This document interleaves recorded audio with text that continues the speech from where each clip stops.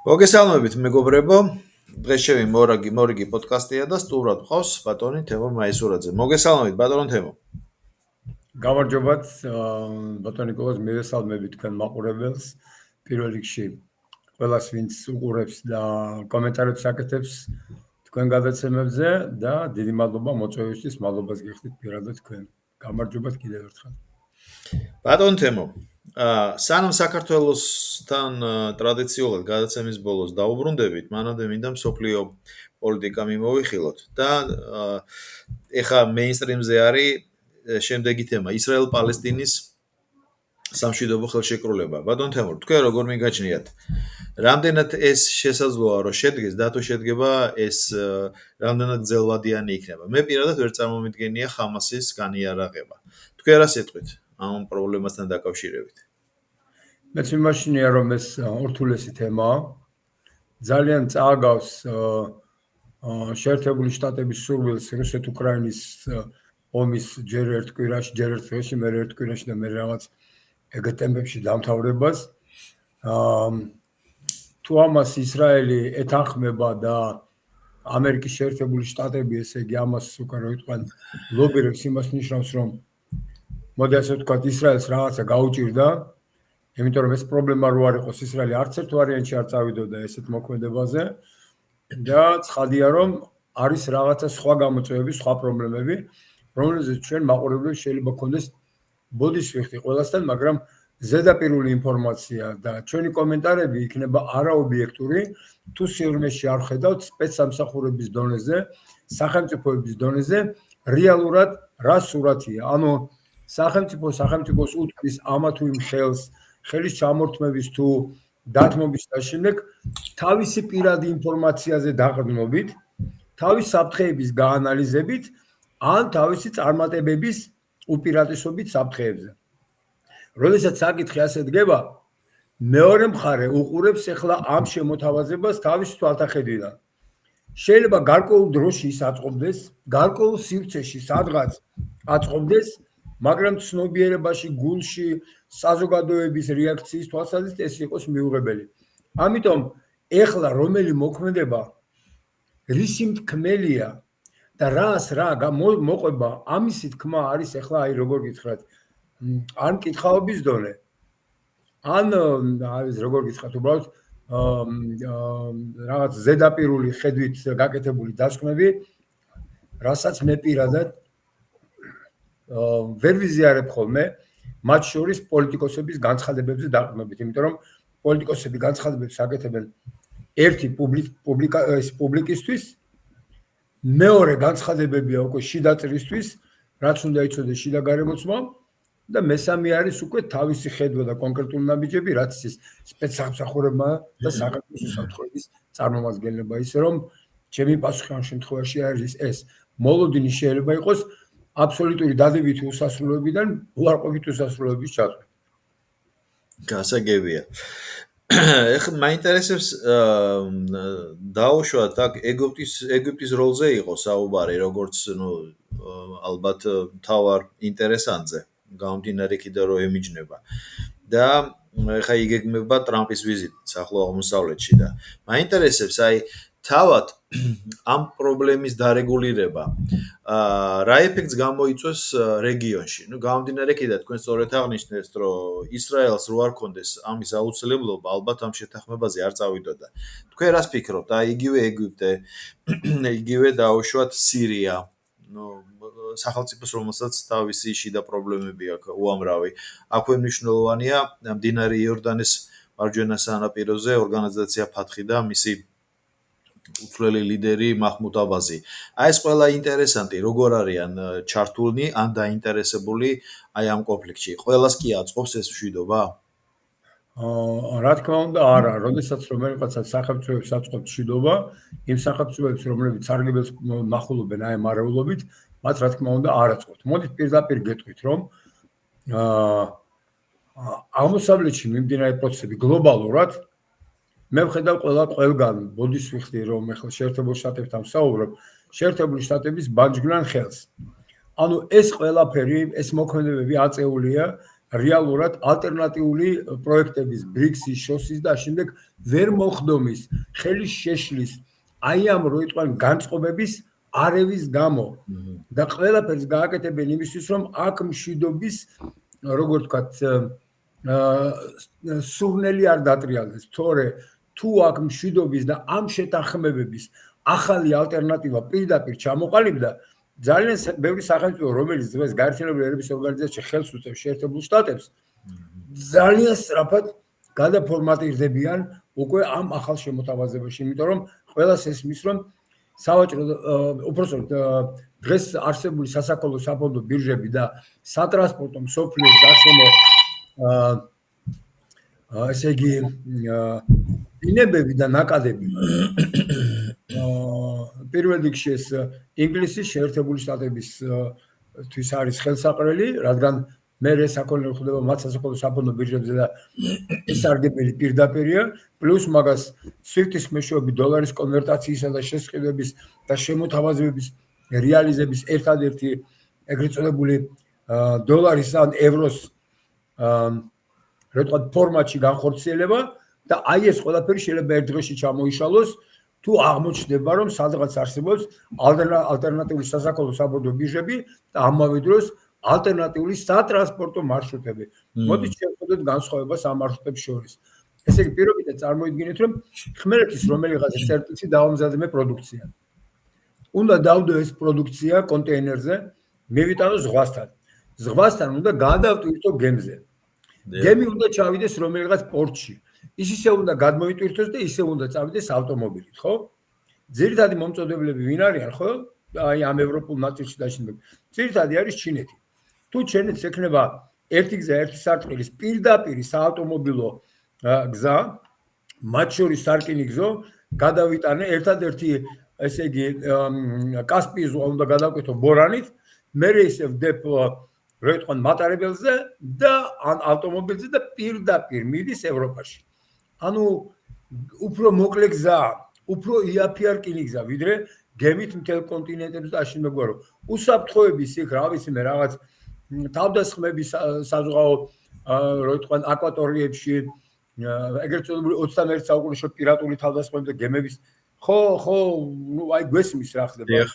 ხმელეთი ამ შემთხვევაში არის ბევრად უფრო უსაფრთხო და ვფიქრობ რომ აქ ტერი ბევრი გამოჩნდება და ბევრი რა ვიტყვან ამბავი მოხდება მცდელობები ყოველ შემთხვევაში შუა აზიაში იმის რომ ეს ყველაფერი ალტერნატიული ვერსიები არ შედგეს. ჩვენ ვიცით რომ ნებისმიერი საომარი მოქმედება საბოლოო ჯამში ეკონომიკურ სარგებელთან არის დაკავშირებული. ანუ სადღაც აურიო რა ვიტყვან მონასტერი ინტერესი მაქვს იმისთვის რომ იმ არეულ მონასტერში ვნახო ჩემი ეკონომიკური სარგებელი. ეგრე იყო ადანან და ბაბადან და დღემდე ეს განწყობები მოდის. ისე რომ ნუ ვეძებთ იქ იმას რომ ვიღაცას დემოკრატია უნდა, ვიღაცა მარტო LGBT იმისთვის იბრძვის, რომ ვიღაცას რაღაცა მარტო რელიგიური ეს ყველაფერი არის ინსტრუმენტები იმისთვის რომ მივაღწიო ეკონომიკურ მიზნებს. აი ეს არის და ეს გასაგებია.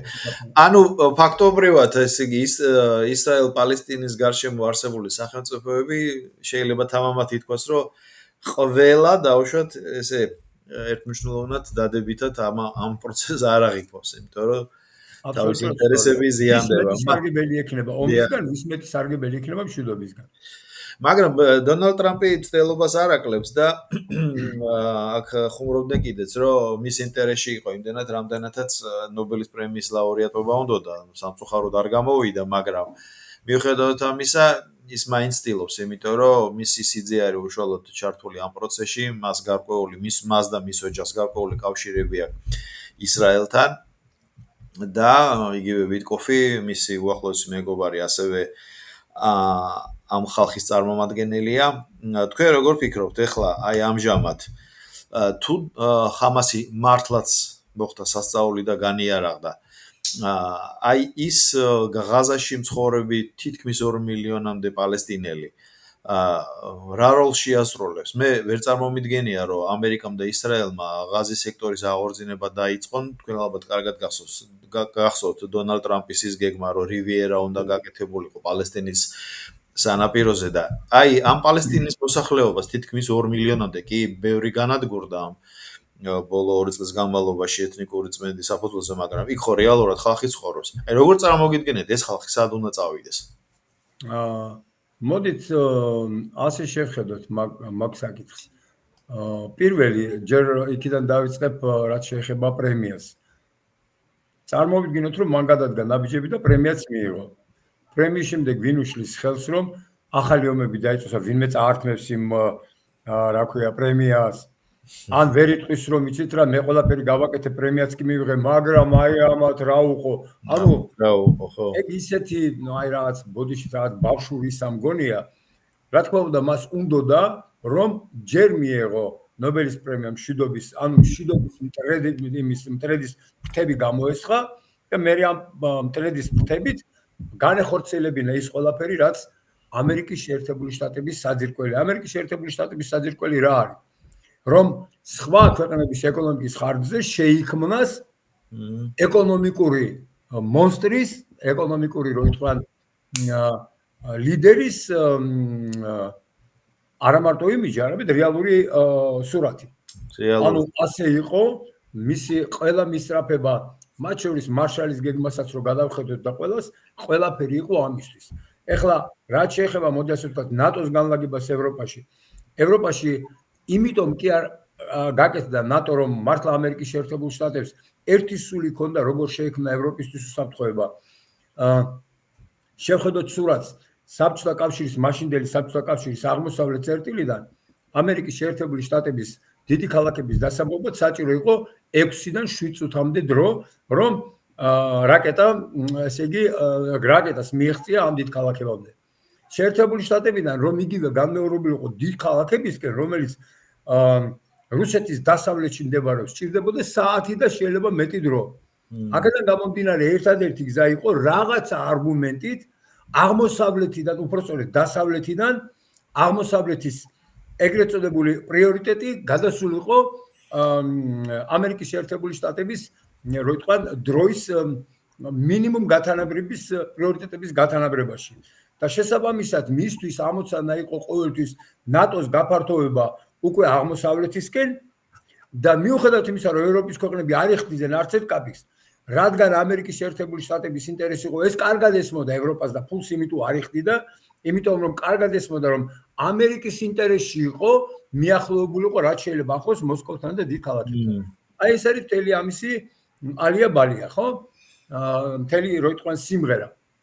ეხლა რაც შეეხება მაგ კონკრეტულ თემას. ეხლა ამერიკის შეერთებული შტატების აშენებული არ გაიშვა. რო აშენოს კიდეც თქვენ იცით რომ ეკონომიკური მონობა დღეს ბევრად უფრო ძიმია ვიდრე პოლიტიკური ან სხვა. იმან რომ ააშენოს კიდეც, ხო წარმოგიდგენიათ, მთელი პალესტინა ვისი იქნება? რა დღეში იქნება მე ის ხალხი უკვე ფაქტიურად დოლარზე გაყიდული გახდება ყველა პალესტინელი და რადგან მისი ოჯახის ხვალიდელი კეთილდღეობა დამოკიდებული იქნება იმის კეთილგანწყობაზე, ვინც ეს ყველაფერი ააშენა, ანუ სუვერენიტეტის აი ეგრე გადაცემის ყველაზე რთული ცუდი ფორმაა, რომ დაეთანხმო მაგას, რომ შენ ვიღაცა მაგიშენოსი ქალაქები, ქარხნები და სამუშაო ადგილები შეგიქმნას, ყველაზე ცუდი გადაწყვეტილება იქნება ეგ. მე მგონი პალესტინელებს ეგ უნდა ესმოდეთ. იმიტომ რომ არაერთი ქვეყანა აღმოჩნდა მაგეთ მახეში და ვხედავთ ძალიან კარგად რატომ აქვს ამერიკის შეერთებული შტატებს დაახლოებით 800 წერტილში, მსოფლიოს 800 წერტილში განლაგებული სამხედრო ბაზები. ყველგან სადაც რამე მოიპოვება. ყველგან საიდანაც რაღაცის წაღება შეიძლება, ყველგან არსებობს ამერიკის შეერთებული შტატების ბაზა. მაგრამ სადაც არაფერი არ მოიპოვება. სადაც არაფერი არ არის ამერიკის შეერთებული კაპიქს არა, ეს დემოკრატია, რის თავისუფლება. ნუ ეხლა ამ ზღაპრებს არ მინდა ახლა თუ ვიღაცას ეს ყველაფერი ჯერა, კი ბატონო. ალბათ აღარ არის ადამიანი დედამიწის ზურგზე საღათ მოაზროვნე, ვინც ამ ზღირებულებებს აღიქვავს რეალობად და ყველა მიხვდა რომ შირმა იყო რა თავიდან ბოლომდე თურმე ეს ყველაფერი. ბატონ თემო, აი მე მაგალითად ეგვიპტესთან დაკავშირებით მინდა ერთი კითხვა დაგისვა და მე უკვე აღმოსავლეთიდან გადავინაცვლოთ უკვე ჩვენს რეგიონში.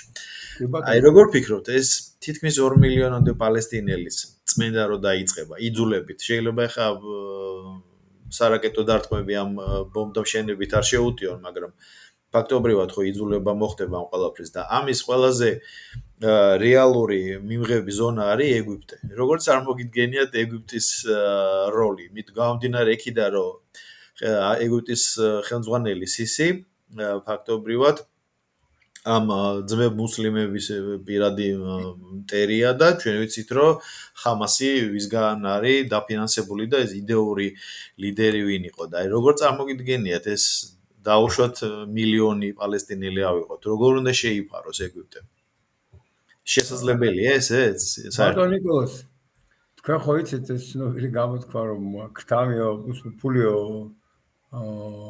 ჯოჯოხეთს ავატებს თუ შესთავაზებენ რამოდენიმე მილიარდს და ეტყვიან რომ თქვენ აი ამდენი ხნის განმავლობაში როგორღაც აი ესეთ ვითარებაში ჩვენ მოგცემთ ამის ფულს ამის გარდა ამისა თქვენ რომ გინდათ ის აი ამასაც მოგცემთ ისე უცბად შეიცვლება ეგ დამოკიდებულებები ისე უცბად როგორც საქართველოში მოახერხეს საქართველოს მოსახლეობის დათანხმება ევროატლანტიკურ ალიანსში შესვლაზე და მათ შორის LGBT-ს დაშვებაზე და ასე შემდეგ და ასე შემდეგ. ისე რომ ესე იგი ჩვენ ამაში წინააღმდეგობას ვერ ხედავთ, თავარია ამერიკამ ფული გაიღოს. კი, ფულის გამღებზეა ეს ყველაფერი დამოკიდებული, ანუ ერთ ძალიან ხშირად მინახავს ხოლმე, როდესაც ეგეთი თითქოს ეგეთი მტკიცე და ის დამოკიდებულება უცბად რაღაცა მომენტში იყიდება ან იცვლება. აი მაგალითად ავიღოთ იგივე თურქეთის და ისრაელის დამოკიდებულება. ერთი პირი თურქეთი ლანძღავს და თათხავს ისრაელის აი ამებას, მაგრამ მეორე ხელით ყველაფერს აკეთებს, რომ რაც შეიძლება მეტი სარგებელი მიიღოს ისრაელთან ეკონომიკური ურთიერთობით, სწორედ მაგ საომარ ვითარებაში. აი თურქეთთან მინდოდა ზუსტად ესე იგი ნელა-ნელა ესე ნაბიჯნაბი გადასვლა ჩვენს რეგიონზე და კარგად აღნიშნეთ, რომ ერდოღანი მრავალსკამზე ჯდომის პოლიტიკას განაგრძობს და როგორც ჩანს საკმაოდ წარმატებით. აი როგორ ფიქრობთ, ხვალინდელი დღე რა იქნება თურქეთის? ნუ გამომდინარე იქიდან, რომ სერიოზული ფინანსური კრიზისი აქვს, ეს ყველა მიწის უკვე აღარც იმალება. იგი არაბულ სამყაროში ეძებს დონაციებს და ამასაც უსაზღვრო მოცულობა ვერ იქნება ამ ყველაფრის. როგორ ფიქრობთ?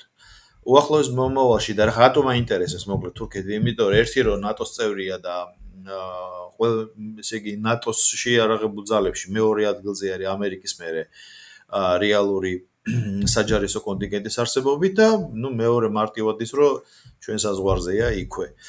და რას ფიქრობთ? როგორი იქნება თურქეთის უახლოესი ქმედებები?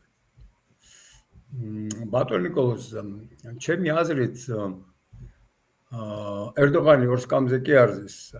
აი როგორი ცნობილი გამოთქმა როა ერთი რომ ლიანდაგზეროზის და მეორე რომ მიოდორეთყობა ჩაიწიო რომ ჩამოვჯდეო.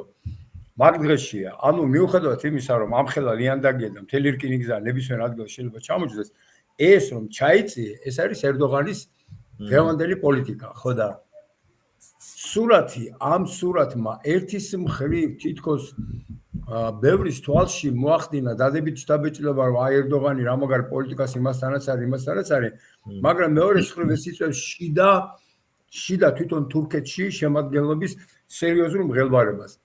წინა არჩევნები თქვენ იცით რომ ერდოღანმა ძლივს მოიგო, ხელისუფლებაში მყოფმა ერდოღანმა მთელი ძალის გამოყენებით მათ შორის რუსეთიც დაეხმარა და ძლივს გაიმარჯვა. ყველაზე ცუდი სიტუაცია სახელმწიფოში არის მაშინ, როდესაც მოსახლეობის რადიკალური ჯგუფები 50-50-ზე გადის. მაშინ რომ ეს იყო 50-50-ზე, აი ამ პოლიტიკით შეიძლება მისმა 50 პლუს პირობითად ვამბობ ერთმა ხმამ დღეს უკვე გამოიყურებოდეს უკვე 45-55-ის წინააღმდეგ. მე მინდა გითხრათ რომ ერდოღანი პიროვნება რომელიც არ დამთმობია, მაგრამ ისეთი მასობრივი ამბები შეიძლება თურქეთში მოხდეს, რომ დედამშვილი არ აიყვანოს, აი ეს არჩევნები რომ მოახლოვდება. ამიტომ ამას ერდოღანის კარგად გრძნობს. შესაბამისად ის შეეცდება თავისი პოლიტიკა დააბალანსოს კიდე ისე, რომ როგორღაც ამ ნაწილზე გავლენა მოახდინოს, რაც შეეხება საქართველოსთან ურთიერთობას.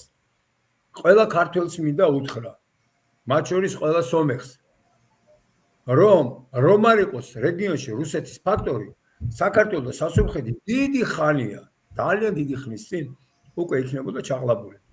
დღესაც კი მოიძებნებიან ქართველები, რომლებიც ამბობენ, რომ ჩვენ თუ ნატოში შესვლა გვინდა, ყველაზე კარგი არის, რომ ჩვენ შევიდეთო თურქეთის ნაწილი გავხდეთო, თურქეთი ნატოს წევრი ქვეყანაა და ავტომატურად გავხდებით, აი წარმოიდგინეთ მენტალური მდგომარეობა ადამიანების, რომლისთვისაც ნატო უფრო მნიშვნელოვანია, ვიდრე ესე იგი ქვეყნის სუვერენიტეტი.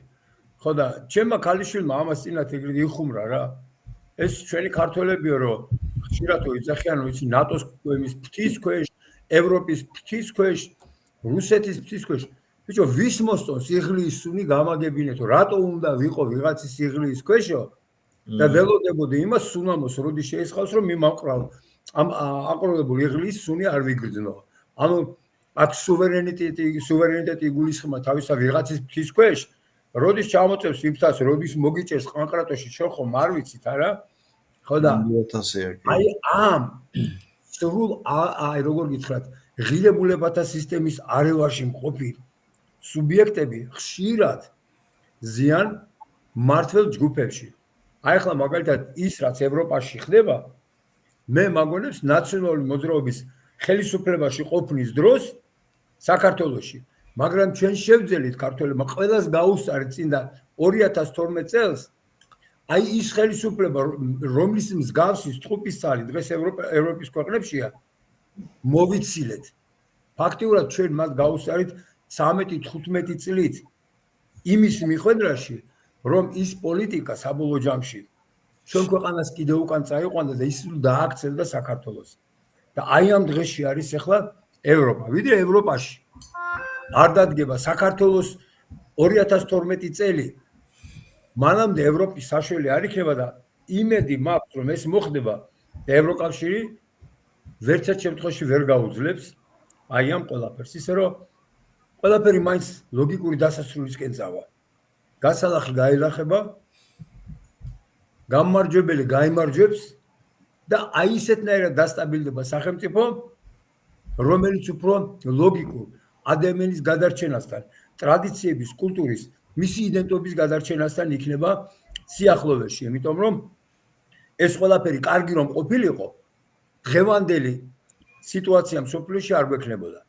ანუ იმდენად არალოგიკური, იმდენად ხელოვნური იყო ის ყველაფერი, რომ ამას მოყვა ომები, ამას მოყვა დაპირისპირება და საბოლოო ჯამში ეს ყველაფერი აუცილებლად დაწყნება და აუცილებლად გვექნება ჩვენ მრავალპოლუსიანი სოფლიო, მინიმუმ 2 პოლუსიანი, შესაძლებელია 3-იც და არ არის გამორიცხული კიდე რაღაცა სხვა, ისევე როგორც აღმოსავლეთი, დასავლეთი, ჩრდილოეთი, სამხრეთი, ნუ დასაგებია.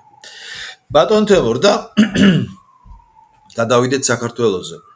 ესე იგი 4-ში ჩატარდა არჩევნები, ჩატარდა ისე რომ მართლმა გუნდმა დამაჯერებელი გამარჯვება მოიპოვა.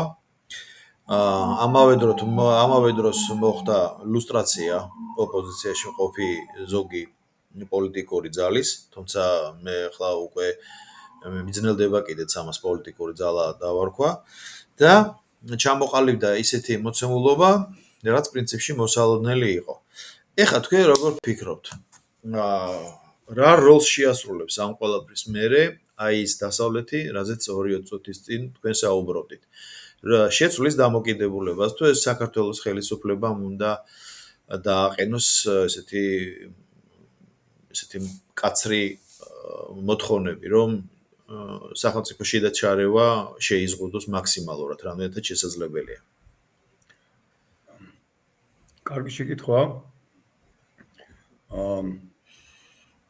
ამ ყველაფრის რო თქვენ აი ამ საგიჟეთის რაც ჩვენ საქართველოს ახლა გავიარეთ, დადებითი მხარე არის ის, რომ აბსოლუტურად სრული ილუსტრაცია მოხდა, ანუ ის რომ ვიღაცა მიცოდა რომ ვიღაცებს, ანუ მეორე ნაწილს არავითარი ღირებულება არ გააჩნდა, რომ ძალიან ბევრ შემთხვევაში სახელმწიფოს ღალატთან, ანუ ფულზე გაყიდული ეგრეთ წოდებული აგენტურის, რომელიც თავის თავს სამოქალაქო საზოგადოებას უწოდებდა, ანუ რაღაცა ერთი ბღუჯა, ერთი 24-25,000 ადამიანი ამბობდა, რომ ჩვენ ვართ სამოქალაქო საზოგადოება, ჩვენ რასაც ვამბობთ, ის არის სწორი. და ანუ დანარჩენი ეგრეთ წოდებული 3,700,000 ძირეული საქართველოს მოქალაქე. საქართველოსზე შეიძლება არც ისე მაგრად მზრუნველი და არც ისე ბევრი რამის გამკეთებელი, მაგრამ რომელიც არჩევდა კარგსა და ცუდს მეტნაკლებად, მათ მაგივრად ირჩევდა საქართველოს, რომ თქვენ მომვალს. უпростоრედ აი ეს უმცირესი აქტიური ნაწილი იმდენად აქტიური იყო, რომ დანარჩენი მოსახლეობა წლების მანძილზე უყურებდა რა მოხდება. აი ამ მოვლენებმა სხვა შორის პირველ რიგში ჯერ უკრაინაში დაწყებულმა ომმა ფარდა ჩამოხია და ჩამოხარა ნიღბები დასავლეთის და ანალოგიურად მათ აგენტების ნიღბები ჩამოცივდა აქ საქართველოში. ყველამ დაინახა ვინ არის, ვისგან ვიღებულობს ფულს და რის გამო აკეთებს ამ ყველაფერს. ეხლა დასავლეთის გავლენა საქართველოზე. დასავლეთის გავლენა საქართველოზე, მოდი ასე ვთქვათ, ძალიან მაგონებს მე ავტომატის ვაზნიდან ესე იგი ავტომატის ტყვიების რა ქვია კიდიდან ხო გაშვებული ყველა ტყვია და დარჩენილია ერთი ვაზნა. ერთი ვაზნა არის მოდი ასე ვთქვათ სავიზო რეჟიმის გაჩერება. სავიზო რეჟიმის გაჩერება პრინციპში მათთვის უფრო ცუდია და გეტყვით რატომ. იმიტომ რომ თუ ეს მოხდება, საქართველოს აშკარად პირდაპირ უკვე ღიად წავა ბრიქსისკენ, შოსისკენ და 3+3 ფორმატისკენ. მით უმეტეს რომ გარკვეული ნაბიჯი ამმართველობით უკვე გადადგმულია, სტრატეგიული პარტნიორობა გვაქვს ჩინეთთან და ვიცით ჩინეთის ინტერესები ამ ეგრეთ წოდებული ერთი გზა ერთ სარტყელის მიმართულებით.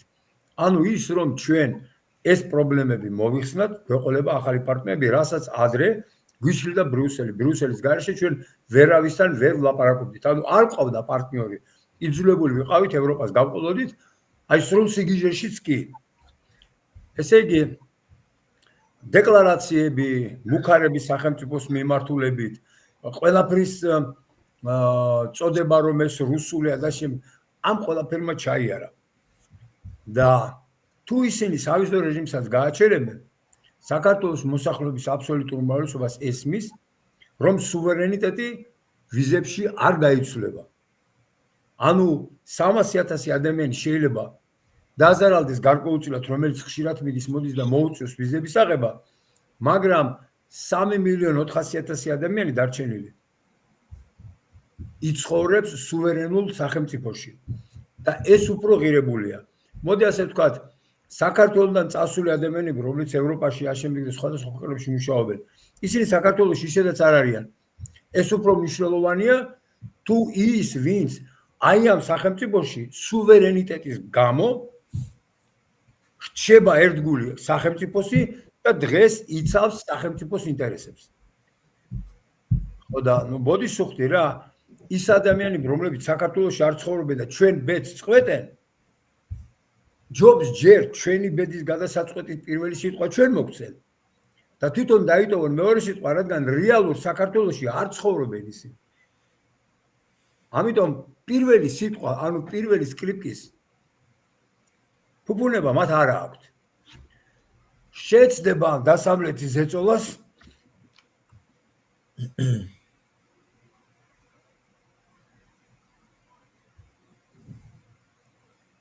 მაპატიეთ?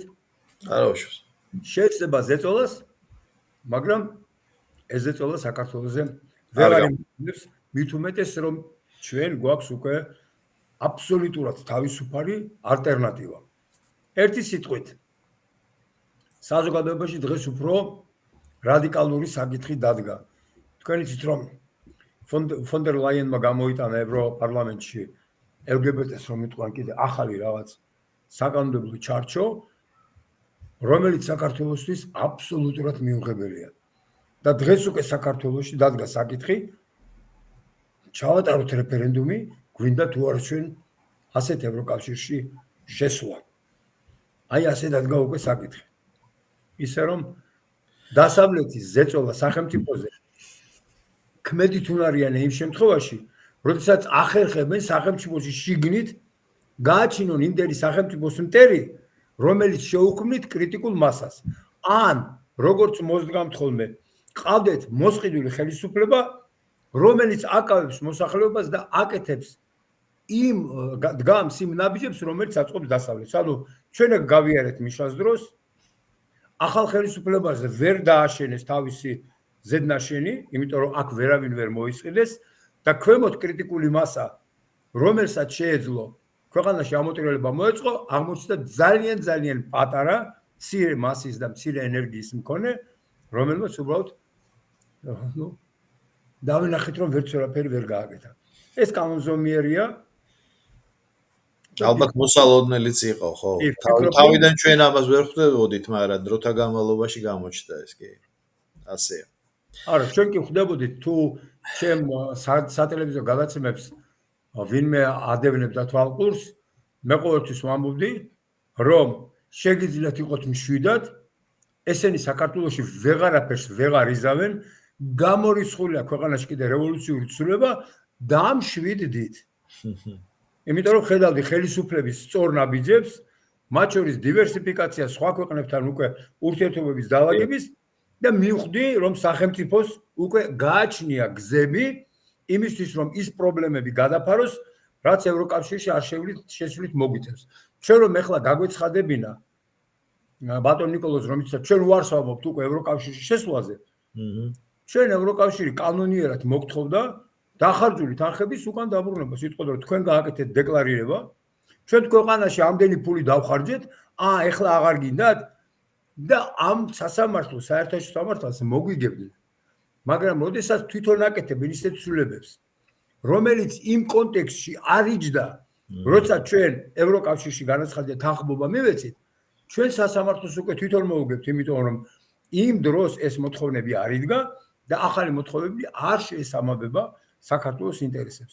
და თუ თქვენ ჩვენ მიგვიღებთ ევროკავშირში ისე რომ ჩვენ უარს ვიტყვით მაგ რაღაცა ბევრ ღირებულებაზე, მაშინ კი ბატონო, დავაზე ცხადია ისინი უარს გვეტყვიან. ანუ თავიდან აიცილო დღეს ზედმეტი ხარჯები და ევროკავშირის რომ იტყვიან სამართლებრივი ფინანსური დავები, ჯობდა რომ საქართველოს არ ეთქვა თვითონ პირადად პიროვნულად უარი ევროკავშირის შესვლაზე. ეს იმათ უნდა ათქმეინო უარი ჩვენზე. ეს იქნება სწორი პოლიტიკა.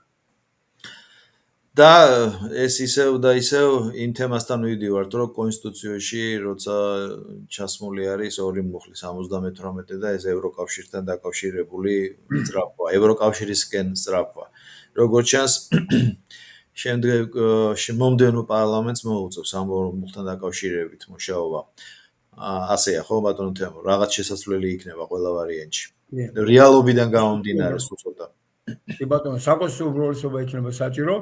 ან პარლამენტართა რაოდენობა უნდა კანონით შეიცვალოს და არა 150, არამედ პირობითად ადგინდეს 100. მაშინ ის რაოდენობა დეპუტატების ეყოფა იმისთვის, რომ გააკეთოს საკონსტიტუციო ცვლილება. ბატონო თემო, ეს პოლიტიკური ნაწილი. ეხლა გადავიდეთ უშუალოდ ასე თქვათ დარგობრივზე და რას გულისხმობ. ადგილობრივ არჩევნებზე საზოგადოებაში არის ესეთი აზრი, რომ გადამწყვეტი არჩევნები არ არის. ყველა ელოდება აი იმ საპარლამენტო არჩევნებს, მაგრამ რეალურად საქმის გამკეთებლები ირჩევიან ზუსტად მუნიციპალურ არჩევნებზე. დამეთანხმებით ალბათ ეს არის ქალაქის მერები და გამგეობები, იმიტომ რომ მათ საკმაოდ დიდძალი ბიუჯეტი აქვთ და ეს ბიუჯეტი სწორი მიმართულებით უნდა განიკარგოს. ხომ ასეა, ინფრასტრუქტურაზე, სოციალურ დახმარებებზე და ასე შემდეგ. თქვენ როგორ ფიქრობთ, აი ის თანაფარდობა, რაც ახლა საქართველოში ამ არჩევნების შედეგად დაჯდა.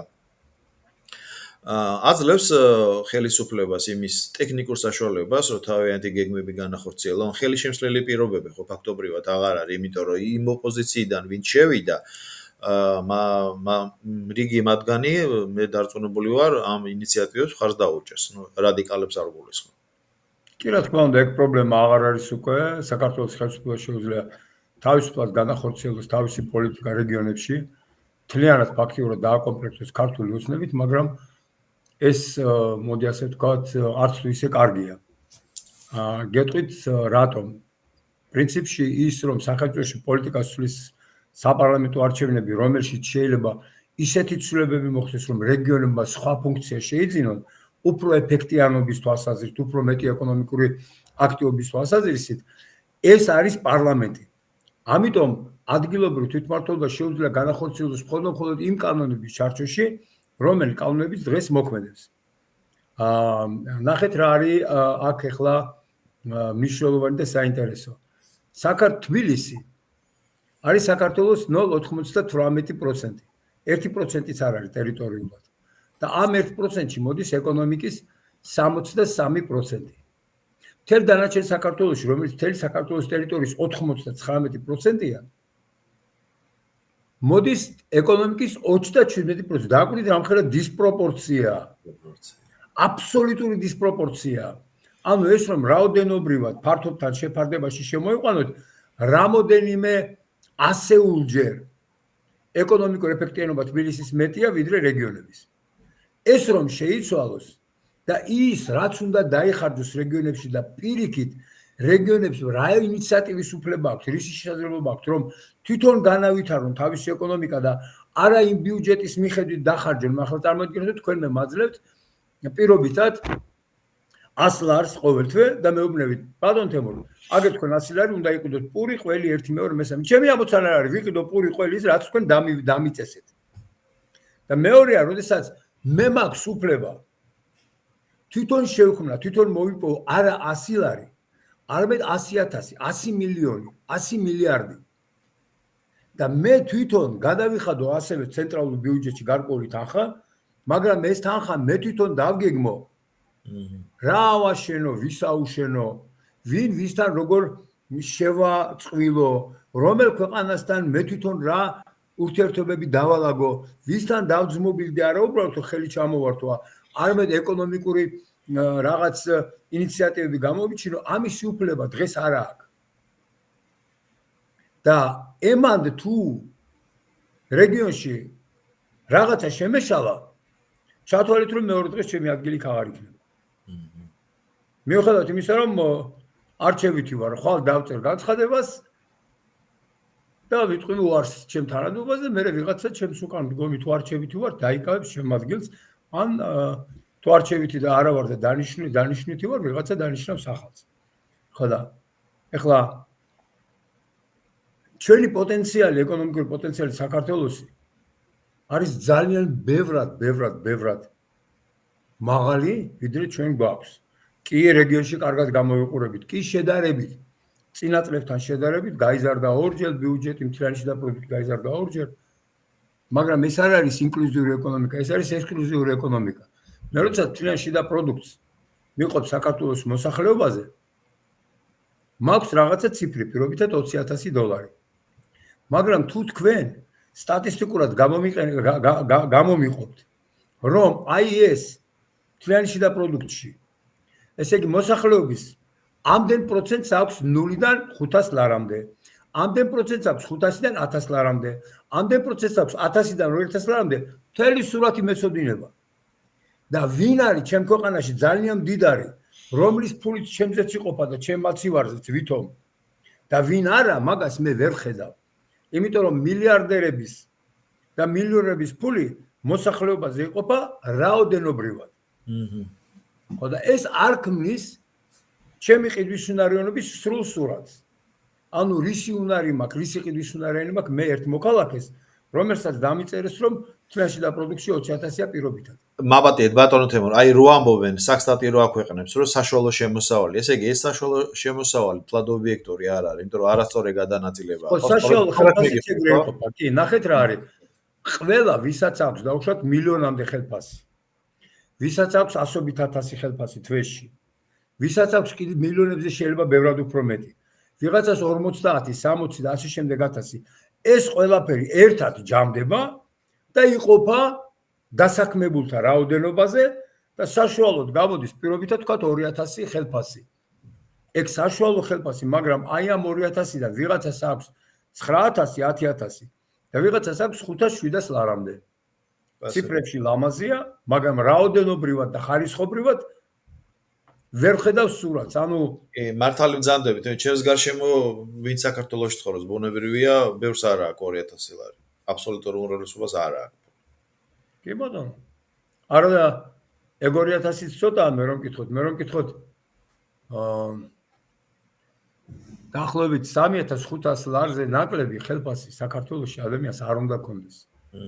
ვინც პროდუქტს ქმნის, ახლა თუ დიდი ბოდიშით რაღაც მომსახურების სფეროში რაღაცა პატარა რაღაცა საკეთებს, ახლა იმას მე ვერ ვიგულისხმებ. ვინც ქმნის დოლარს.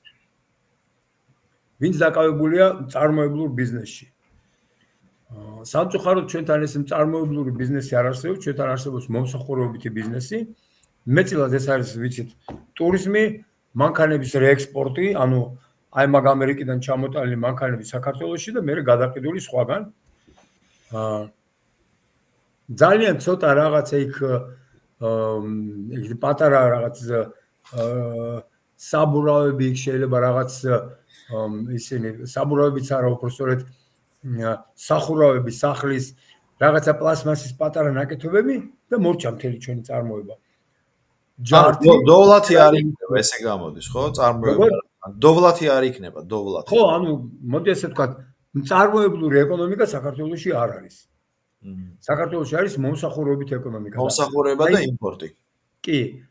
ეს რომ შეიცვალოს, ამისთვის საჭიროა, მოდი ვთქვათ, პოლიტიკური ცვლილებაც, ანუ საპარლამენტო ცვლილებაც. საკანონმდებლო ცვლილება მერე თუ როგორ უნდა იყოს მოწყობილი თვითმმართველობები, ანუ თვითმმართველობების გაძლიერება, მათი უფლებების, მათი იმის გაძლიერება და ამის შემდეგ უკვე მიშობა იმისი, რომ ჩვენ იქ მოსახლეობა, ნახეთ, მოსახლეობამ აირჩია 100 სუბიექტი. 100 სუბიექტს ცენტრალურმა ხელისუფლებამ მისცა 100 ლარი. და დაუწერა ეს 100 ლარი რაში უნდა დახარჯოს. რა აზრი აქვს მე B სუბიექტი, რომელსაც ტვინი გადმოსდის და შეუძლია 100 ლარის მაგრად 300.000 გააკეთოს, იმის არჩევას რა აზრი აქვს, რადგან იმას არ გააკეთებინებენ, კანონი არ აძლევს საშუალებას. და 100 ლარზე მეც და იმ ინსტრუქციის გამდა სხვას არაფერს არ მისცემენ. ხომ მივხვდით? ანუ ამ არჩევითობას და მის ხარისხს აღარ აქვს მნიშვნელობა. ხარისხის მნიშვნელობა აქვს და მოქალაქეები მერე ფიქრდებიან, როდესაც ამ ადამიანის გადასაწყვეტია, ხვალ მე რა აქტივობები მექნება ჩემ რეგიონში. რომელ ეკონომიკურ აქტივობებს გამოიჩენს, დაითვლის რა რესურსები აქვს ჩემ რეგიონს. ზოგან ქვა, ზოგან ღრია, ზოგან წყალია, ზოგან ტყია, რისი გაკეთება შეიძლება იმითი, რაც მაქვს.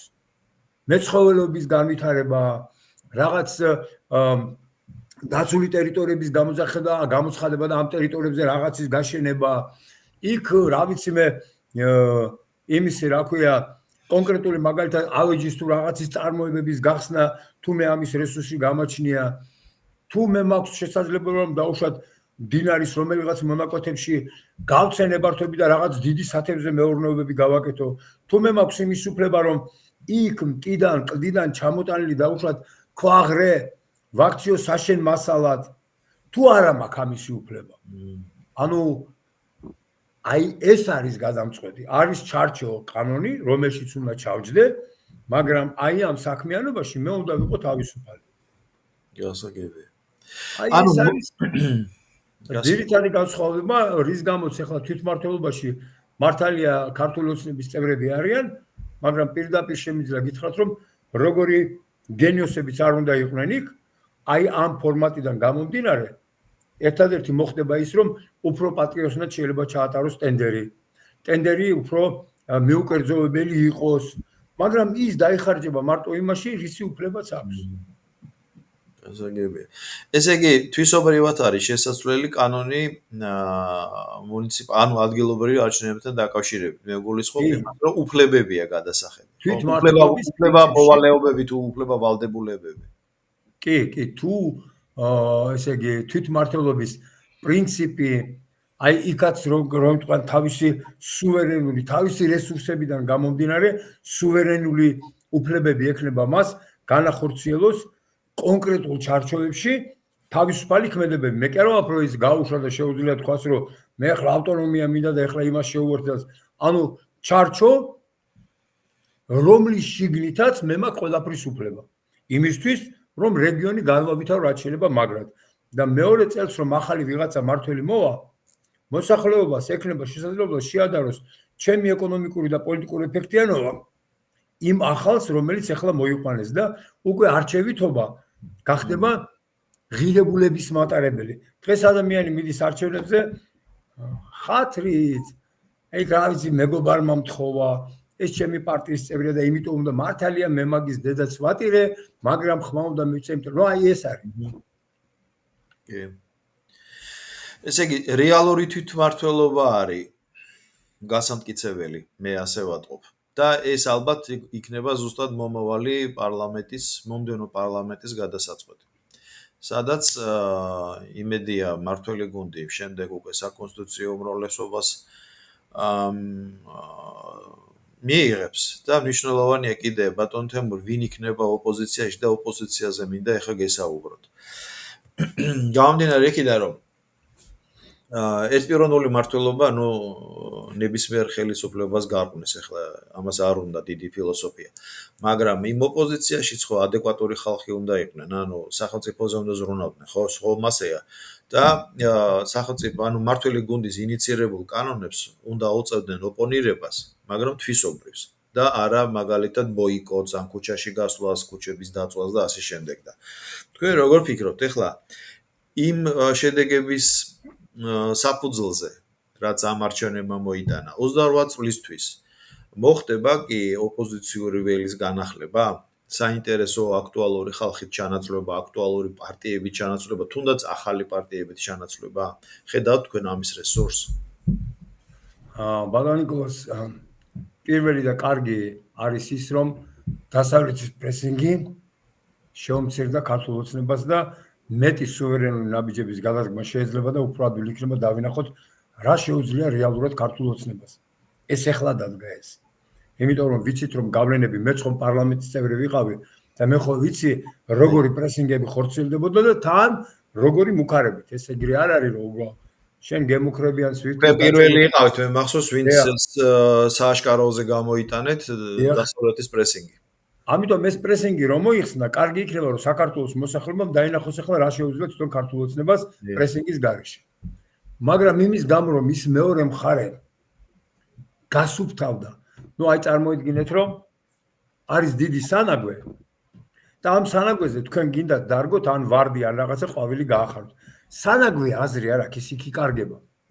და რადგან ახლა ეს ნაგავი გავიდა, უკვე ადგილი ჩნდება ნამდვილი რეალური ოპოზიციური ძალის ფორმირებისთვის. ანუ ვინ არის ოპოზიცია? ოპოზიცია არის ადამიანთა ერთობლიობა, ანუ პარტია, ანუ პარტია არის part of რაღაცის, რომელსაც შეუძლია უფრო უკეთესი ვარიანტი შესთავაზოს ხელისუფლებას ყველაფერში, რისი კომპეტენციაც გააჩნია.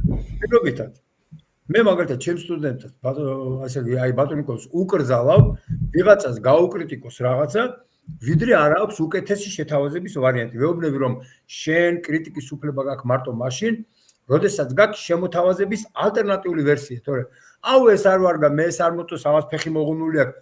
შენი მაგი და იცი როგორია, დამანახე შენი გაკეთებული უკეთესი. თუ ნახაზის დონეზეც არა გაქვს, რომ შენი გასაკეთებელი მაგი და დავინახო, რაზე მელაპარაკებ.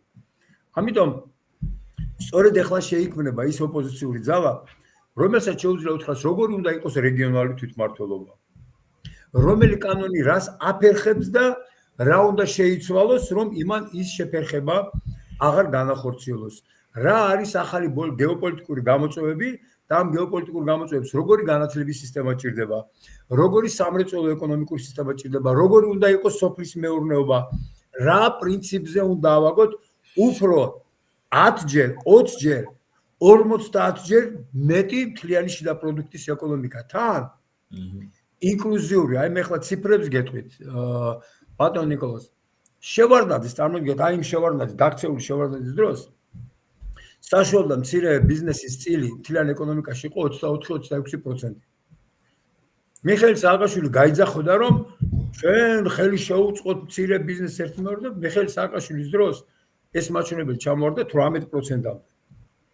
და დღევანდელ ვითარებაში, აი ამ მოცემულობაში, მიუხედავად იმისა, რომ ქართული ოცნების დროს ვაჟი ბიზნეს საერთოდ არ უშლიან ხელს, გააკეთეთ თუ რაღაცის გაკეთება გინდა. ეს მაჩვენებელი დავარდა 12%-მდე. ანუ მთლიანმა, ესე იგი, როგორ ვთქვათ, მულტინაციონალურმა საქართველოს მასშტაბით რა, რო იტყვენ, არა იმ მულტინაციონალურმა, არამედ საქართველოს მასშტაბით, სხვილმა ბიზნესმა ბუნებრივად გადაყლაპა საშუალო მცირე ბიზნესი. თან ისე გადაყლაპა, რომ წყალიც არ დააყოლა. და თუ ეს ტენდენცია ესე გაგრძელდა, ინკლუზიურ ეკონომიკაზე ლაპარაკი იქნება ზედმეტი. ჩვენ ვიქნებით სულ ყველა აი ამ მსხვილი ბიზნესის დაქირავებული მუშები, დაქირავებული თანამშრომლები და მარტო იმ სატელიტური საქმიანობის განხორციელების ორგანიზაციები, რომლების გაკეთებასაც ეს დიდი ორგანიზაციები მოგწვევენ. ანუ პირობითად მოიგო ტენდერი, ჭირდება გალესვა. ეს პატარა კომპანია დამიქირა და მალესინებს. ძალიან მინიმალური პატარა მოგებით. მე რეალურად ეგრევე ვკვდები, თუ ეს იმ დაკვეთას არ მომცემს. ამიტომ ჩემი სალოცავი ამ შემთხვევაში ხდება ეს მსხვილი ბიზნესი. და ეკონომიკა ეგრე მხოლოდ და მხოლოდ მივა, როიტყვან რაღაცა სიმაღლემდე და მე ეს ეკონომიკა გაჭედავს და დაიწყება რეცესია. ეს რეცესია შეიძლება მივიდეს მე უკვე არა პოლიტიკური ინტერესებით რევოლუციამდე, არამედ ეკონომიკური კუჭის გამო რევოლუციამდე. რაც ძალიან ცუდია ნებისმიერი ქვეყნისთვის. ამიტომ მე მომხრე ვარ იმისი, რომ ამ ახალმა ოპოზიციამ დაარწმუნოს ხალხი, რომ მას შეუძლია შესთავაზოს უფრო კარგი რამ, ვიდრე ქართულ ოცნებას. აი ეგ არის ოპოზიცია. ეს კი არა ამას აგიფეთქებ, მე თუ არ მოვედი, აი ევროპაში წავალ გიჩილებ, ეს სიგიჟეები უნდა მორჩეს. და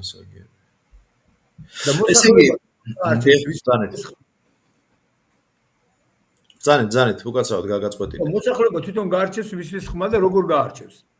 პირობითად ქართული ოცნების პირობებში ვთქვათ, მე შემიძლია ჩემი შესაძლებლობით, ჩემი უნარით და ჩემი გამოცდილებით, აი ვიყო იქ, სადაც ახლა ვარ. მაგრამ რასაც ეს კაცი ლაპარაკობს, ეს ოპოზიცია ამბობს, მე შემიძლია გავხდე უკვე ის ვიღაცა, რისი ოცნებაც მე მქონდა.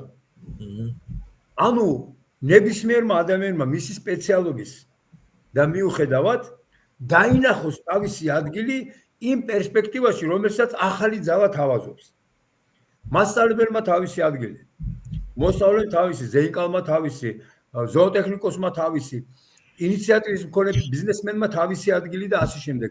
და აი ეს ხალხი თვითონ მოვა და თვითონ მოგცემს ხმას, მაგრამ როდესაც ხალხი იწყებს იმას ლაპარაკს, აუ, ეს მოსახლეობა და ამათ არაფერი არ ესმით და აი ხმას მე არ მაძლევენ. მე მოვიყვან სხვა მაგალითს. მტკიცებისთვის. როდესაც ზუსტად გამსახურდიამ დააჯერა მოსახლეობა, მიუხედავად იმისა, რომ ბევრი შეცდომა მოხდა და მე საერთოდ ვერ ვიზიარებ იმ დროში და სივრცეში არაულ მოქმედებას, მაგრამ მოსახლეობამ დაიჯერა, სამხედრო დაუჭირა მხარი გამსახურდიას. როდესაც მოსახლეობა მე დაიჯერა, რომ ეს გზა არ არის სწორი, კაცშვილი არ დაეხმარა იმ პუჩისტებს, უпроსტოდ იმას რა ქვია, ზუსტად გამსახურდიას, რომ ერთ მუჭა პუჩისტებს არ ჩამოგვიდეთ ხელისუფლება, ხო? ასე მოხდა. მე დაიჯერეს ედვარდ შევარდნაძის და არა უბრალოდ დაიჯერეს და აირჩიეს, მუხლებზეც დაუდგნენ მახსოვს რუსთაველს. მე დაიჯერეს სააკაშვილის გამოვარდა ყველა ხმა მისეს, ანუ თუ შენ მოსახლეობა დააჯერე, იგივე ბიძინა ივანიშვილმა 2012 წელს ხალხი გამოვიდა, მხარი დაუჭირე და გავიმარჯვეთ. შესაბამისად, თუ შენ მოსახლეობას ვერ არწმუნებ იმ ცუდი მოცეკვავესავით, რომ ვიღაცას რაღაცა უშლის ხელს, აი ეს არ მომწონს ხოლმე ძალიან რა. აუ იცით რა და ეს ხალხი არა და აი როგორ ვერ მხედავენ კაცო, აგერ კაი კაცი ვზივარ და არ ჯერათ შენი შედაალოცილი. არ ყავს გუნდი ვერ მარწმუნებ. აი ახლა როგორც მაგალითად იმისი რა ქვია კვალიფიკაციის ჩემთვის მაგალითად ცნობილია რომ კვალიფიკაციის არ მქონდა პიროვნება მეუბნეო რომ ზოოტექნიკოსი ვარ, არ მეუბნეო რომ ექიმი ვარ. იმასთან დავწვევი და ოპერაციას გავიკეთებ. დააკვირდით, ექიმს რომელსაც ერთი სიცოცხლე შეიძლება დარჩეს მაგიდაზე უпроსტოდ. ვირჩევთ და ვეძებთ რამდენი ხანი. ამ ხელა სახელმწიფო როგორ უნდა დაუწინო არა მედიცინის მუშაკს, ზოოტექნიკოს, არ ზოოტექნიკოს შეიძლება იმას სანტექნიკოს საოპერაციო მაგიდაზე, იმიტომ რომ გამოდის და იცით მე რა ოპერაციების გაკეთება, ანუ აღარ მჯერა მაგ სიტყვების, იმიტომ რომ მისი სიტყვები კი არა, მის ზურგს უკან გაკეთებული საქმეები უნდა დავინახო, რომ ამ კაცს ეს უკეთებია, აი ამ კაცის მჯერა, მას აქვს ეს უნარები, მისი ცხოვრება მიმტკიცებს, რომ ამ პიროვნებას ყველა უნარი გააჩნია იმისთვის, რომ გააკეთოს ის, რაც ამბობს. აი მაგას ვაძლევ მე ხმას. ძალიან კურდისთვის ხმა არ მიმიცია. მიუხედავად იმისა, რომ საქართველოს, იმიტომ რომ მე ვხედავდი, რომ ის პოლიტიკა, რომ საქართველოს ბორჯომის წყლით და რა ვიცი, ბალახს შევჭამთ და თავისუფლად რომ არ გაამართლებდა, იმიტომ რომ ნებისმიერ ქვეყნის პოლიტიკას ეკონომიკა ყავს პირდაპირ მონეტის მეორე მხარეზე. და ვერ იქნება პოლიტიკა თუ მეორე მხარეს. ანუ ეს მე მესმოდა, მაგრამ საზოგადოებას არა. ასე შემდეგ, მიხეილ სააკაშვილის მეხმა არ მიმიცია, იმიტომ რომ მანამდე მიხეილ სააკაშვილს გიშს ეძახდნენ.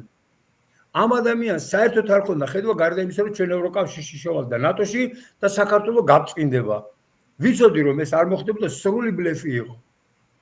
და ბიძინაეველიშვილის მხარში დაუდექი და ვიბრძოლე ბიძინაეველიშვილთან, იმიტომ რომ ვიცოდი რომ სააკაშვილი იყო მოსაცილებელი და აქეთ მხარეზე იყო აბსოლუტურად მეტი პერსპექტივა, თუმცა დარწმუნებული არ ვიყავი მაინც და მაინც, მაგრამ მოცემულობაში ხედავდი რომ სწორი იყო ხედვა, პიროვნება იყო სწორი და ადამიანები რომლებიც გაერთიანდნენ, მათი უმრავლესობა სწორი, როგორ გითხრათ, მენტალიტეტის და ჯანმრთელი სულის ადამიანი იყო. კი, იქაც აღმოგვაჩინენ ბევრი როგორები ჩვენ კარგად ვიცით, იმიტომ რომ ეს მართლაც რთულია. წარმოიდგინეთ, ერთ პოლიტიკურ პარტიაში 10 პოლიტსაბჭოს წევრიდან 7 რო გამყიდველი იქნება.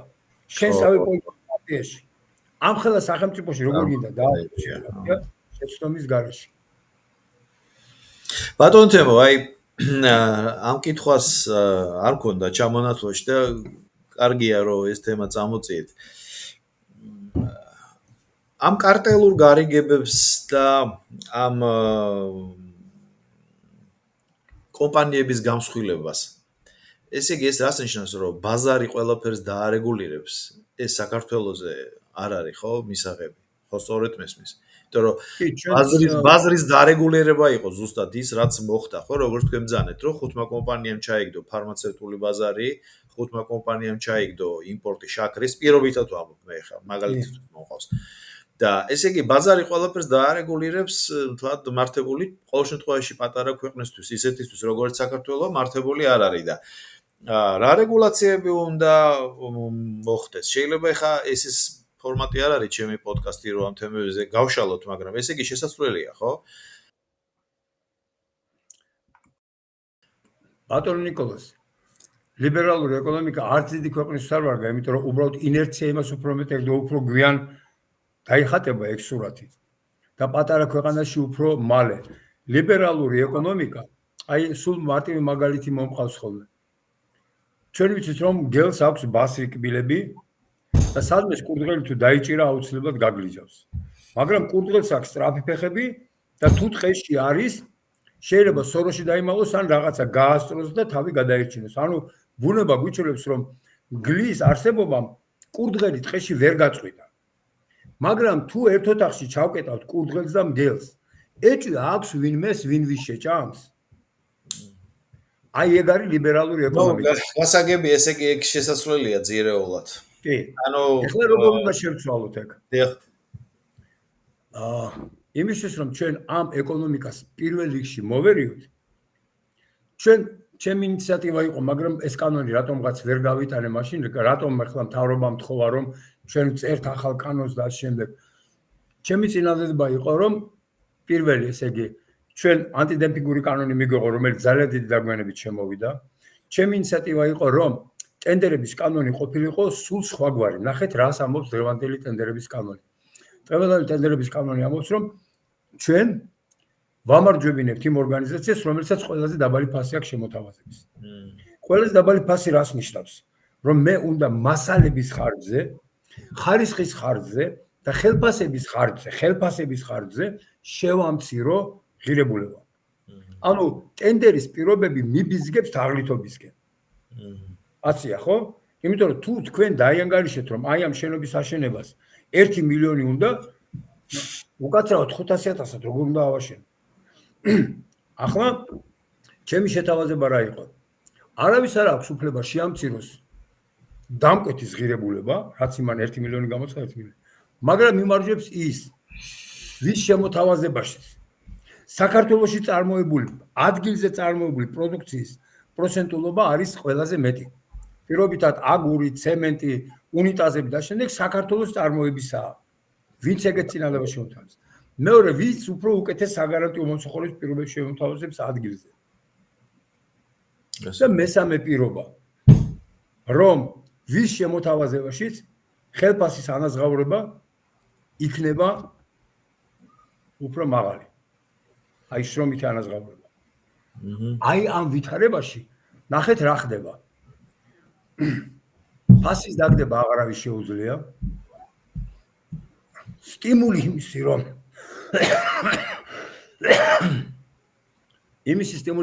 ადგილობრივი წარმოების პროდუქცია, ანუ ადგილობრივი წარმოება შეიქმნას, უკვე მეწარმე მიჩის რომ ბიჭო, აგური თურქეთიდან შემოტანილი კი არ გაიმარჯვებს, ადგილზე წარმოებული ვისიც არის, ის იმარჯვებს. შესაბამისად, მე უკვე სტიმული მაქვს, რომ არანაკლები ხარისხის აგურები აქ ვაწარმოო. ვიღაცა სტიმული აქვს, რომ უნიტაზები ადგილზე წარმოოს და ეგრეთ წოდებული მეტლახი და შემდეგ არ ჩამოიტანოს უცხოეთიდან, იმიტომ რომ ტენდერში ადგილობრივი იმარჯვებს. და ნახეთ ეკონომიკა ბუნებრივად როგორ სწრაფად ვითარდება, სხვა ადამიანებს უჩნდებათ ინიციატივა, რომ სახელმწიფოს ტენდერებში გამარჯვებული ძალები, რომლებიც ამა თუ იმ მასალებს და უყურებ რა შემოაქვთ, იმ მასალის წარმოება ადგილზე მინდება მე და უკვე ინტერესი მაქვს, რომ იმ წარმოებაში ჩავდო ფული, რადგან გარანტირებული მყიდველი მყავს. ის კი არა, აუ ექსპორტზე ვერ გაიტან, ჯერ არ მინდა ექსპორტი, შეშიდა ბაზარი დააკმაყოფილე ჯერ. მერე გახდი მაგარი ბიჭი. არც საქართველოს ბაზარია პატარა. ეგერ გვერდზე სომხეთი და აზერბაიჯანი ყავს, იქ შეგიძლია გაიტანოს და თუ კიდე შენ რაღაც ინტელექტუალურ რაღაცას შეიტან და კიდევ უფრო უკეთეს შექმნი, აგერ არის დანარჩენი მსოფლიო ჩემო კარგო. და იმითი მიუდგე რომ აუ საქართველოს პატარა ბაზარია და ამიტომ ამის წარმოებას აზრი არ აქვს.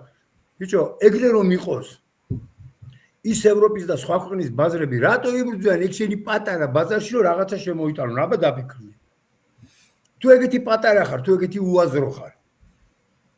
მაგრამ ნახეთ რა არის ბენდუქიძის ეკონომიკიდან ბაზარი თვითონ დაარეგულირებს. ჩვენ ვინა ვართ რომ იმას და ამას მოუგოთ? ნუ აი ეს საგიჟეთი. რო ყველაფერი უნდა გაიყიდოს მახსოვს მის. მეორე, მესამე, როგორ გავაკეთებ კიდე ერთ უპირატესობას. რადგან თბილისში არის მთელი ეკონომიკა. შევხედავ საქართველოს მოსახლეობის სტატისტიკას.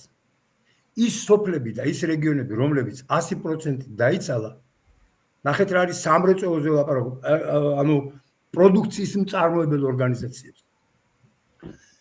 აი ამ ჩემი გადასახადის დღეგ 18% პლუს მოგების გადასახადი. უკვე პროპორციულად შეუმცირებ, ანუ თუ 100% დაიცალა, სიმბოლურ 1%-ს გადავახდენებ დღეგს და 1%-ს გადავახდენებ მოგების გადასახადს. თუ 20%-ით დაიცალა, 20%-ით დღეგს შეუმცირებ და მოგების გადასახადს. ანუ იმისთვის რომ ადამიანი ეკონომიკური ინტერესების გამო 20% დაიცალა, ნიშნავს რომ 20%-იანი უპირატესობა უნდა ჩაუდო. ეხლა ცხოროწყუში მეწარმე, რომელიც დაუშვათ პირობითად აი ამ ჩიქებს ამზადებს. როგორ გაუწევს კონკურენციას თბილისში იგივე ჩიქების გამოშვებ მეწარმეს, ხო?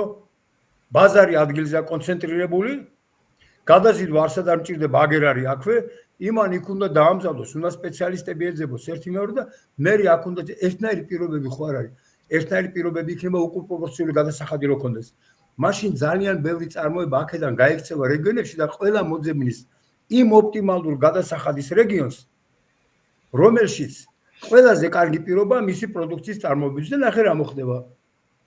ესე იგი სადღაც პირობითად რაღაც ცხოროწყუში მე მაქვს მიწა, ჩამოვდი თბილისში და დავამთავრე მაგალითად რაღაც კომპიუტერული რაღაცა ხელობა შევიძინე, ხო? ჩემ რეგიონში ერთ-ერთი მაქვს სახლი. მეორე, ჩემი მიწა შემიძლია არენდით გადავცე ვიღაცას და მიწის გაიფართოვოს თავისი მიწა, მან მეურნეობა აწარმოოს და ჩემი მიწის ტოლი წილი გადამიხადოს. და მე ვიქნები იმის წარმოებაში გადამამუშავებელი კომპიუტერების სპეციალისტი. ანუ ჩემი სამუშაო გაჩნდება. იქვე გაჩნდება მაცივრების საშუალება, მაცივარი ავტომობილების. იქვე გაჩნდება შემკეთებლების უკვე ადგილი და ეს ინფრასტრუქტურა თვითონ შენდება ინტერესიდან გამომდინარე. ეხლა თბილისში ჩამოსხმა ლიმონადმა, როგორ უნდა კოკა-კოლამ, როგორ გაუწევს მაგალითად ლაღიძის წყლებს, რომელიც ჩამოისხმება 1%-იან ან 3%-იან ეკონომიკურ ზონაში, ხო წარმოგიდგენიათ? და ნახეთ როგორ წავა უკან დაბრუნება ხალხის, რეგიონების სწრაფი ტემპებით განვითარება და თან იმის უკვე პროპორციულად რამაც რეგიონი დაცალა. ეხლა პირიქით რომ რეგიონი გავავსო და მივიღებ თანაბრად გადანაწილებულ ეკონომიკურ გარემოს მთელ საქართველოში და ის რომ უცხოეთში მყოფი ადამიანები რომელსაც გარკვეული ფული აქვს სოფლებიდან არიან წამოსულები რომელიღაც რეგიონებიდან უჩნდებათ ინტერესი რომ თავისი კაპიტალი ჩამოიტანონ ახლა თავის რეგიონში იმ პატარა გადასახადით იმუშაოს.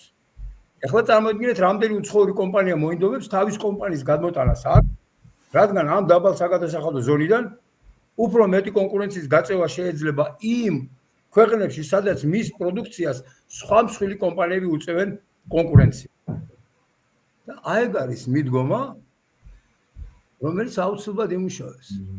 სოფლის მეურნეობა, რაც შეეხება სოფლის მეურნეობას. სახელმწიფო უნდა შევიდეს კონკრეტული პროგრამებით, მაგალითად, სადღაც ვიცი რომ კარგად მოდის თხილი.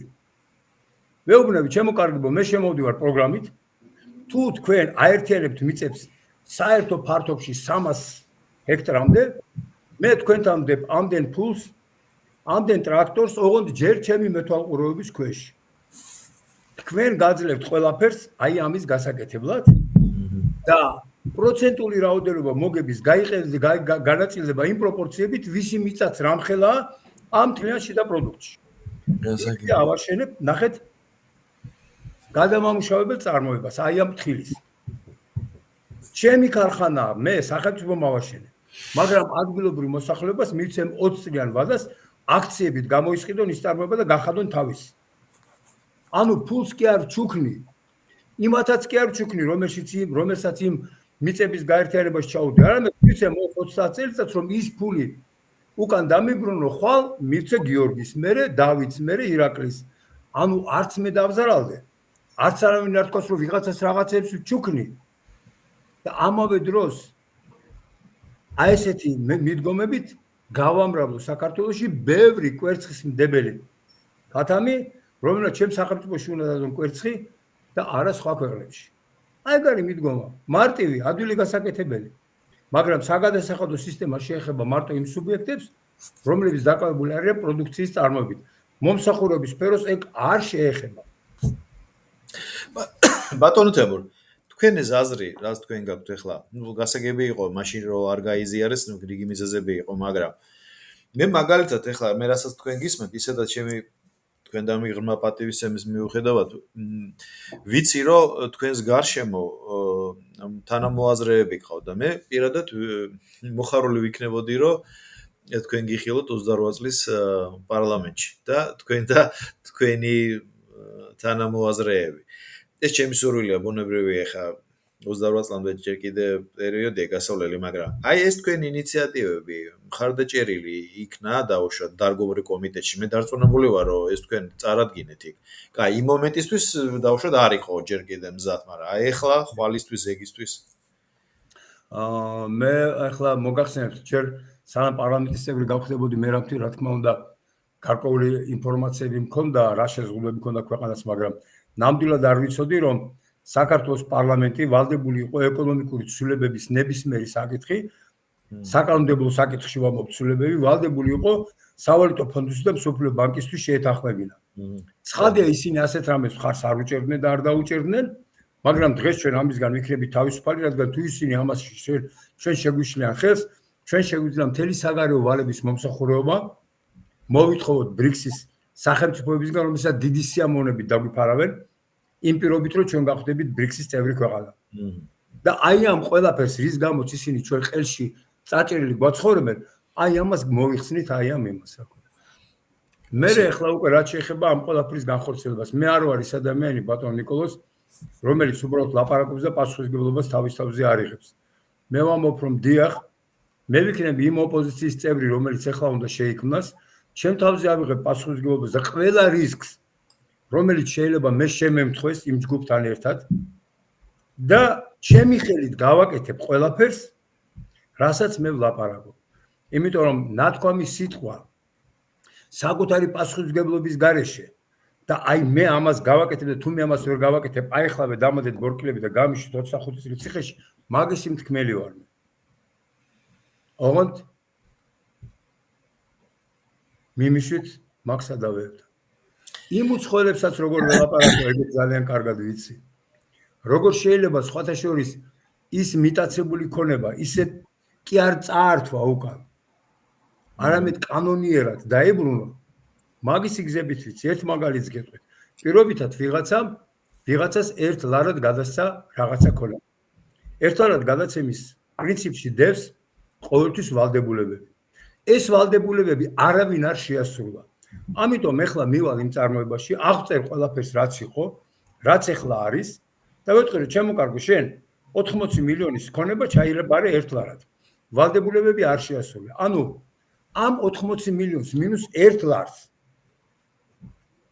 ვიტოვებ როგორც გადახდილს და გაძლევ 10 წელიწადს რომ ეს 80 მილიონი გამოისყიდო. თუ არა 80 მილიონის აქციებს გავყიდი აუქციონზე.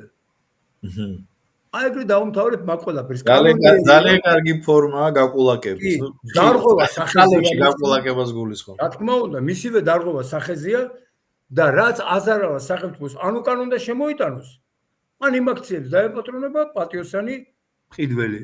აი ეგრე მიუდგები მაგასაც მე რასაც ახლა თქვენ გისმენთ ბატონ თემურ, თქვენ თუ ეს განახორციელეთ ყოველ შემთხვევაში გააჟღერეთ და შემდეგ ინიციატივით შეხვედით მომდევნო პარლამენტში არ აქვს მნიშვნელობა რიგარეშე იქნება 28 წელს დამიჯერეთ ეს იმხელა სტიმული იქნება ამ საქართველოს ემიგრაციის მე ამერიკაში გულისხმობ რომ აქედან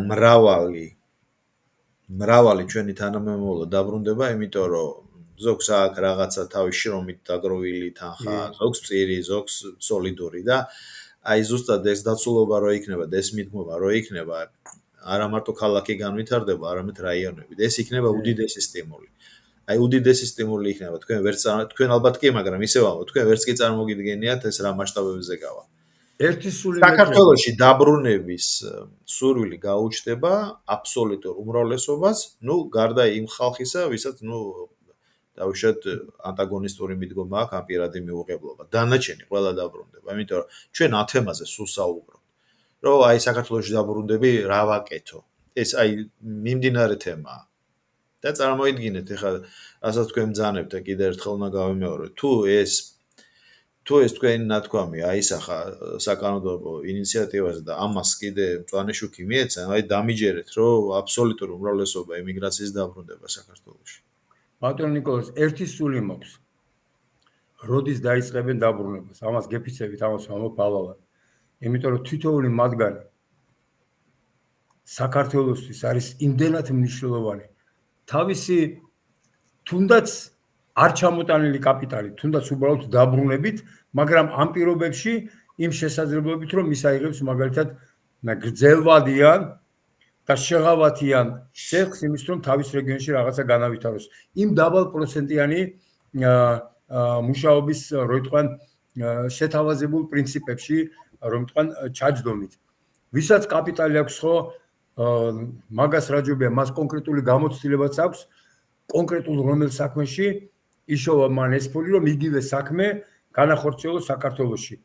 გარანტირებულად ექნება თავისი საქონლის მინიმუმ შიდა ბაზარში გაყიდვის შესაძლებლობა, იმიტომ რომ აქ ტენდერის პირობები განიხილავს ყველასთვის უპირატესობას ადგილობრივი პროდუქციის კომპონენტის სიდიდეზე. პირობითად ვიღაცამ აგურის რაოდენობა ქართული წარმოების შესთავაზა 20% და თემურ მაისურაძემ თავის განაცხადში 95% ადგილობრივი აგური, ოღონდ არახარისხის გაფუჭების ხარჯზე შესთავაზა. შესაბამისად თემურ მაისურაძე მოიგებს, იმიტომ რომ მისი შეთავაზებული უმთავრესი კომპონენტი რომ ადგილობრივი წარმოებას აქვს პრიორიტეტი, გამარჯვებულია. პლუს მაგას მეორე პუნქტი, ესე იგი, როგორც მოგახსენეთ, ესე იგი, ადგილობრივი მომსახურება საგარანტიო, ეს რომ ჩამოინგრა, რაღაცა რომ გატყდა, პასუხისმგებელი პირი ხო უნდა იყოს ვიღაცა.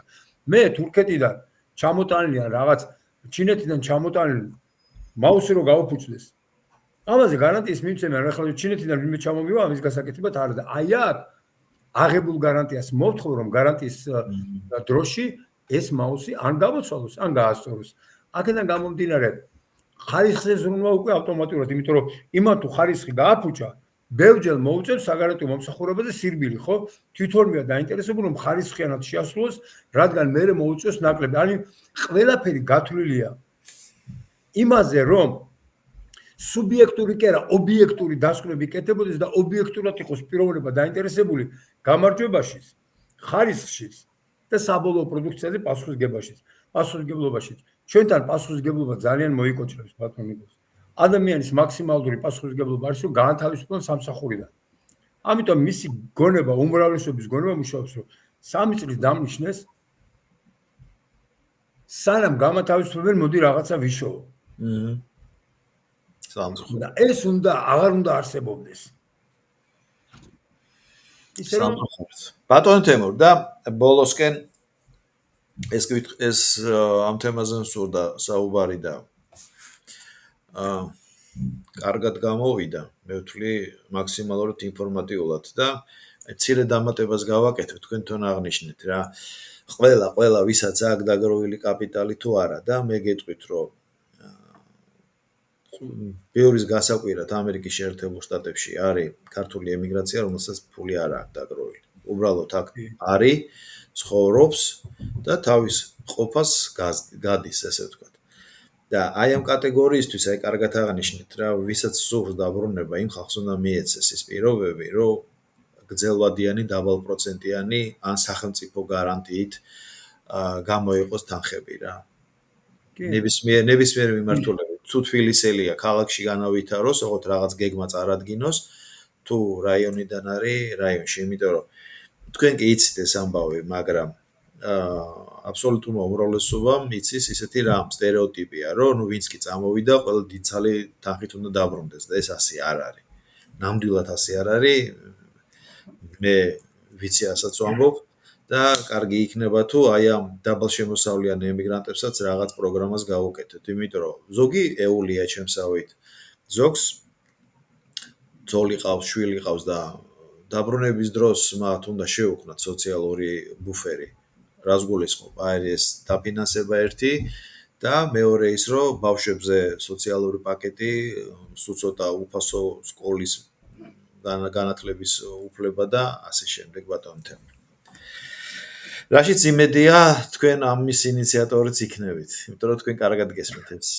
კი, მე წლები მაქვს ამაზე ნაფიქრი, თან ბატონო ნიკოლოზ თქვენიც რომ მე თვითონ წარმოებიდან მოვდივარ და არა ის რომ მე რაღაც მეცნიერებაში ვარ მარტო და რეალურად ის არ მიკეთებია და ის განჩი და ჭანჭიკი არ მომიჭერია და რაღაცა არ აქედან გამომდინარე ეკონომიკური თვალიდან, მუშის თვალიდან, წარმოების ხელმძღვანელის თვალიდან დანახული ეს ყველაფერი გავლილი მაქვს. შესაბამისად, ყველას პრობლემა, ყველაზე დაბალი თანამდებობის პირიდან, ყველაზე მაღალის სოფხედველობა განსხვავებული გავლილი მაქვს. შესაბამისად, როგორ უყურებს მენეჯერი, როგორ უყურებს დირექტორი, როგორ უყურებს ესე იგი მუშა, სამხედრო უფროსი ცხოვრებას, ეს ყველაფერი რადგან გავლილი მაქვს, შემიძლია ყველას თვალით დავინახო ესათვის მოქმედება ვიზე რა გავლენას ახდენს.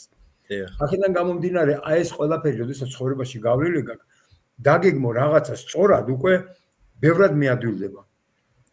ნახეთ როგორი სურათია, ესე იგი, Deutsche Bank სახელმწიფო ბანკია. საქართველოში რატომ არ უნდა იყოს ერთი სახელმწიფო ბანკი, რომელიც ორიენტირებული იქნება სწორედ ეკონომიკის განვითარებისკენ, არა ესე იგი, რომ იტყვიან პიროვნებების, ანუ ფიზიკური პირების მომსახურებით, არამედ ეკონომიკური აქტივობების მომსახურებისაგან. სახელმწიფო შეუძლია იყოს მაგალითად 4-5%-ად საგარეო 20-30 წლიანი სესხი. თუ მე 30 წლიანი სესხი ავიღე 4%-ად, ხო შემიძლია მოგების გარეშე გავწე ეს სესხი გრძელვადიანი პერიოდით დასაბუთებულ პროექტებში და ნახეთ რა არის აი ამ ხნის განმავლობაში მეთვალყურეობა ვადევნო, უბრალოდ იმას ფულს კი არ ვაძლევ. მაგალითად, ამბობს რომ უნდა ავაშენოთ ხელის ქარხანა. კი ბატონო, რა ჭირდება? პროექტი, დაუკეთე პროექტი, მე გადავხადე პროექტის ფული. შემდეგ ჭირდება ხელფასების ფონდი. ხელფასების ფონდი ჩაურიცხე და ბარათებით იხდის ამ ხელფასებს და მე ვხედავ რას იხდის. ჭირდება დანადგარები, მე ვუყიდე ის დანადგარები, რომელიც პროექტში დევს. და გარკვეული მეთვალყურებას ვადევნებ. ოღონდ ხელშეკრულებაში ჩაუწერე ერთი რამ.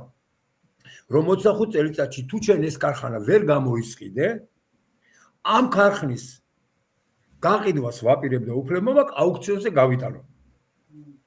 შესაბამისად, ის მოწადვინებულია რომ ეს ქარხანა გამოისყიდოს, რომ 25 წლის მერე აუქციონზე არ გავიდეს, ან თუ გადახდილი აქვს ნახევარს გავიტანა აუქციონზე, ანუ ყველაფერი გაკეთდება ისე რომ არავინ არ დაზარალდეს და ვიღაც ისრომა ვინმე არ მიითოს. ამადამე 25 წელი რო ისრომა და ნახევარი რომ გამოისყიდა, ხო არ უნდა წავართვა ის. რა თქმა უნდა. და სახელმწიფო არ ზარალდება და ვერავინ ვერ მეტყვის რომ მე ვიღაცას პროტექციონიზმით გაუკეთე რაღაცა და ვიღაცას არა. მოდი დაასაბუთე პროექტი, გაძლევ ამ თანხას ოღონდ დაბრუნების პირობით. და თუ მე 25 წლით მაქვს აღებული სესხი, გაძლევ ამას 25 წლით. მაგრამ ჩემი მოგება რაშია, იცით? არა იმაში რომ მე პროცენტი ავიღო საბანკო. არამედ იმაში რომ ერთი გადამხდელით მეტი გავაჩინო ქვეყანაში. ერთი გადამხდელით მეტი.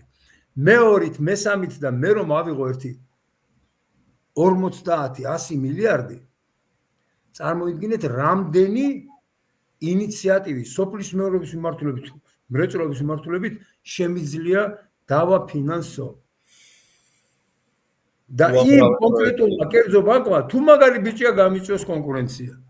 მაგრამ სამოხმარებლო სესხებში არ შევადრო, არ თქვას რომ მე წავართვი ყველი და პური. აი ეს არის კიდე ჩემი მარტივი მიდგომა. ძალიან კარგი. ბატონ თემურ, უდიდესი მადლობა. აი ამ ღრმა და ყოვლისმომცემი ინტერვიუსთვის და იმედია ჩვენი მაყურებელი ამას რო იხილავს, როგორც პირველ სტრიმს მოყვა კომენტარები, საინტერესო, პოზიტიური და კითხვები. ნეგატიურსაც ავიტანა რა უშ. ხო, ნეგატიური არ იყო. ერთი ორი იყო ესეთი ნეიტრალურ რაღაც ამდაგვარი. და ალბათ აი ეს თემები რაც ჩვენ ამ პოდკასტის მეორე ნახევარში ვისაუბრეთ, გამოიწვევს ბევრ კითხვას და მე ამ კითხვებს შევაგროვე ბატონ თემო.